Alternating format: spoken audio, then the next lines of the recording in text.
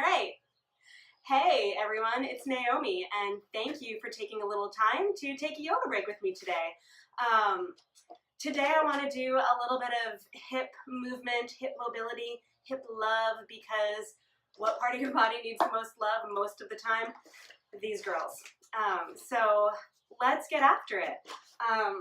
So I have my son with me too, so he might be zooming in and out in front of the screen because, you know, that's like yoga mom life, right? So, you know, if you are a mom or a caregiver, or, you know, if you just happen to like kids and they swarm around you like flies, you are welcome to share the space with them anytime. And yeah, that's my permission slip to you to do yoga whenever, wherever, with anyone. So, coming up to stand. You can take your feet nice and wide apart. Okay, so you want your legs to be wide enough apart that if you turned your left foot out, you could bend your left knee and your thigh would go to a 90-degree angle, about parallel to the floor. Okay, so now that you've determined that distance, place your hands on the ground.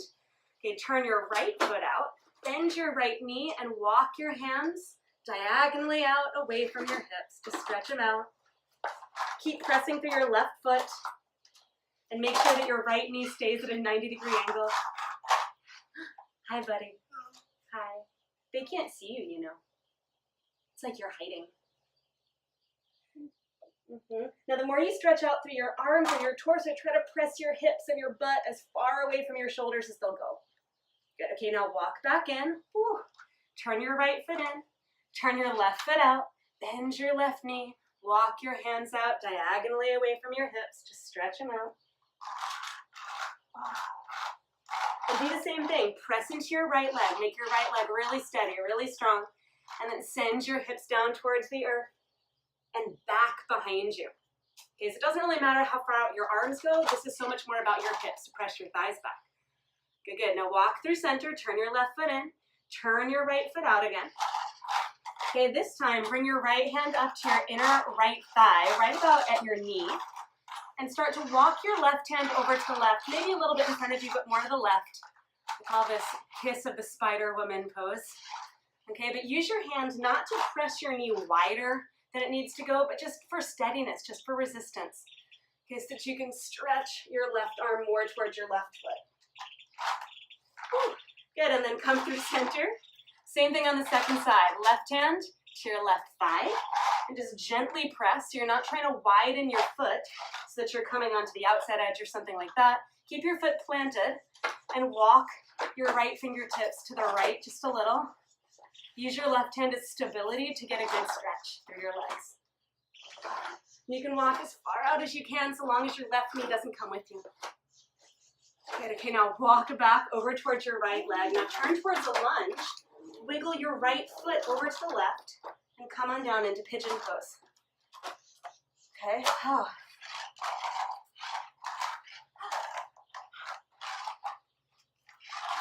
Ooh. What sound does a police car make, Archer? That's right. Yeah. So just, you know, pigeon, chilling like you do. Okay, but now you're going to come on back up the way you came. Turn through center. Walk over towards your left foot. Wiggle your left foot over towards your right hand. And just carefully lower down. So you're not trying to go knee down first. Try to take your right knee down and then your left. It's going to feel a little more stable for your hips. Oh, mama. And just take a few breaths here. Keep your feet active, your legs strong.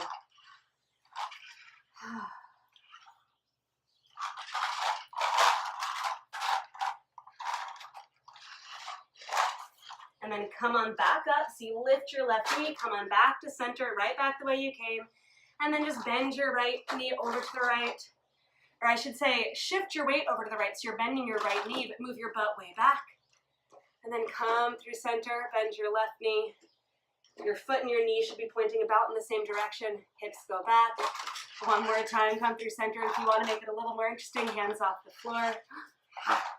And then through center, over to the left. And then back to center. Interlace your fingers and fold forward. That's too much for your hips. Hands at your hips is fine. Hands on the floor is fine. That fold. Good. And then just bend your knees a little bit. Heel toe your feet a tiny bit closer together. and come on up to stand. And that's it. You did it. You just did a little bit of hip opening for your absolutely wonderful hips. I hope that it felt as good for you as it does for me. What do you think, buddy? Do your hips feel better now? Yeah. Yeah. Archer says his hips feel better, and he didn't even do anything. So check that out. All right, if you enjoyed this and you are watching this on YouTube, know that this was recorded live on my Facebook page. I do this live every Wednesday at 2 p.m. Eastern. So you can join in the action if you click on the link in the description when this is posted.